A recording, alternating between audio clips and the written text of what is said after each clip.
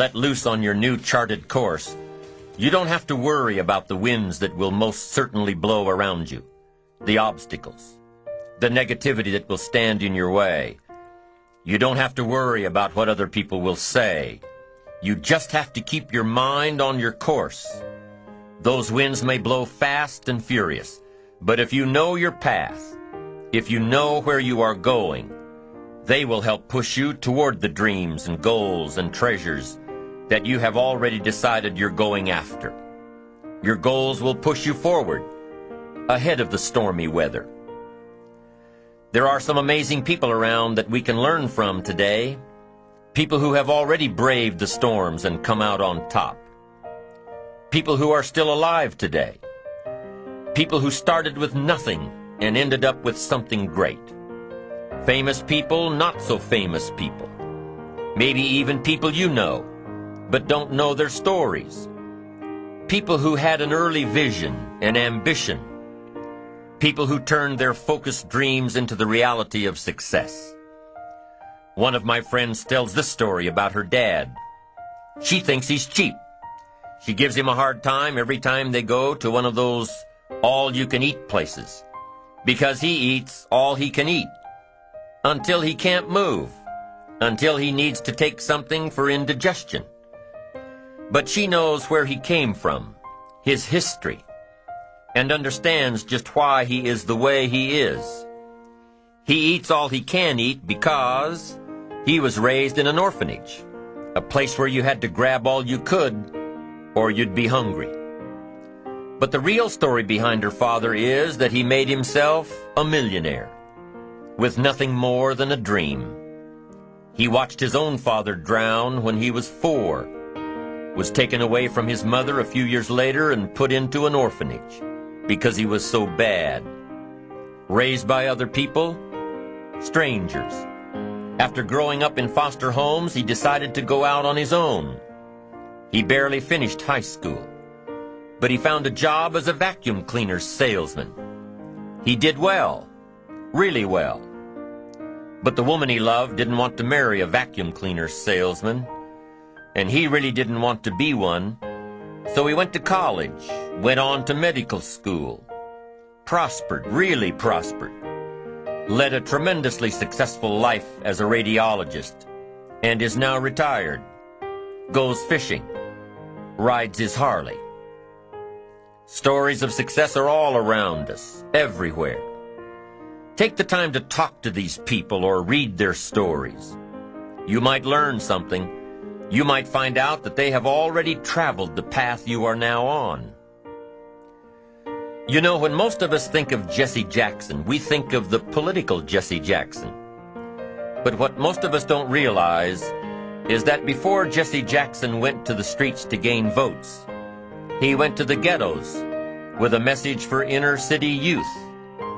During his rallies, he would have the street kids repeat after him, "I am somebody." Jesse Jackson's message to these kids was that ambition is a moral imperative. To be a good person, you have to have ambition. You have to try to do something good with your life. You have to try to get out of where you are today or make where you are a better place tomorrow. You have to, or anything else is a waste. Mr. Jackson knew that his contribution to life began with America's youth, where he could make a difference before bad attitudes and bad habits took over for good. He went to make a difference with the disadvantaged youth of America. What an admirable mission. I'm sure you know that the same principles he teaches apply to you.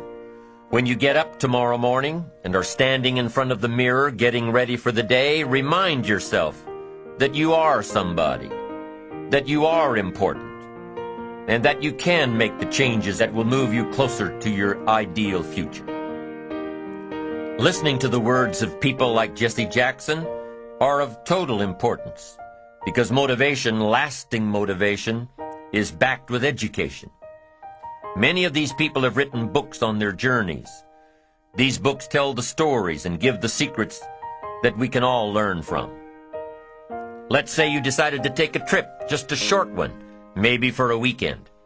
Let's say you want to go away to a place you've never been before.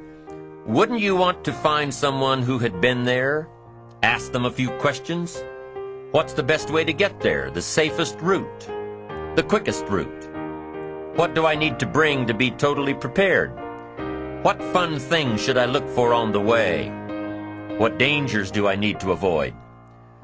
By talking with someone who has already been there, it'll make your trip that much more enjoyable. It's the same thing with life. By listening to those who are farther along in the journey you are interested in taking, and learning from their successes and failures, you just might pick up something that will make your journey that much better. Listening to the stories of others can be motivating, captivating. They can provide that extra push you've been looking for. They can demonstrate what the power of ambition is truly all about. They've been there. Their knowledge is valuable. And when you use that knowledge and motivation to take action, you'll gain momentum. Eventually, you will find that the key to motivation, true motivation, is right there inside you. You won't have to look elsewhere to get pumped up, turned on, charged up. With the right knowledge behind you, you will learn how to motivate yourself.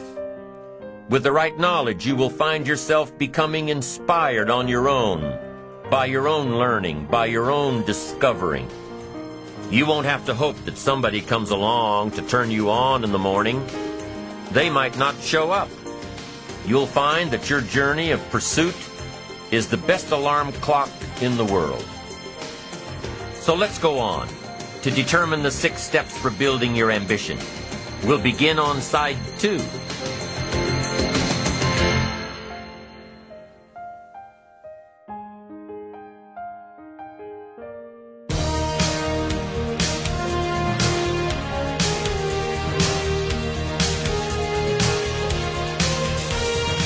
Joseph Epstein wrote a book called Ambition. In his book, Epstein defines ambition as the fuel of achievement. He says that everybody has a need for achievement, to do well, to get somewhere in life, to be better, to achieve. Achievement means moving forward. And in order to move forward, you must be motivated, inspired, ambitious. You must have dreams and goals that create ambition, good ambition, positive ambition. Now, ambition does not mean being greedy. It does not mean being selfish. It does not mean getting ahead at the expense of others. Ambition is not greed. Ambition is not avarice, an all-consuming desire for wealth. Ambition is not hoping you can win at the expense of others. Do you suppose Judas was ambitious? He ended up with 30 pieces of silver, a fortune in those days. Was Judas successful because he had all that money? No, Judas sold out. Was Judas happy when it was all over with? No. The money didn't make him happy. What he did to get the money certainly didn't make him happy. What Judas became in the pursuit of his fortune caused him to end his own life. What drove him was not ambition. Ambition is not greed. Ambition is an eager desire to achieve, an eager desire to get ahead in life, to do more for your family, to prosper in health, wealth, and relationships. Now, desire does not always translate into ambition. Desire is what you want for yourself. A bigger house, a better car, a fatter bank account, a better life. I desire to have these things. Ambition is how you get there. Desire is sometimes healthy. Desire is sometimes unhealthy. Desire might say, I want the tallest building in town. The destructive side of desire might urge you to tear all of the other buildings down. I guess that's one way to do it. You might get away with tearing down the first one and maybe the second one. But in your desire to tear them all down, sooner or later, some guy is going to be standing out in front of his building saying, I'm on to you. Get out of here. And pretty soon you're no longer known as a builder. You're known as a destroyer. Now, the second way to have the tallest building in town is to see it, dream it, and plan it, and put your team on it, work on it. Go through all of the steps to get there.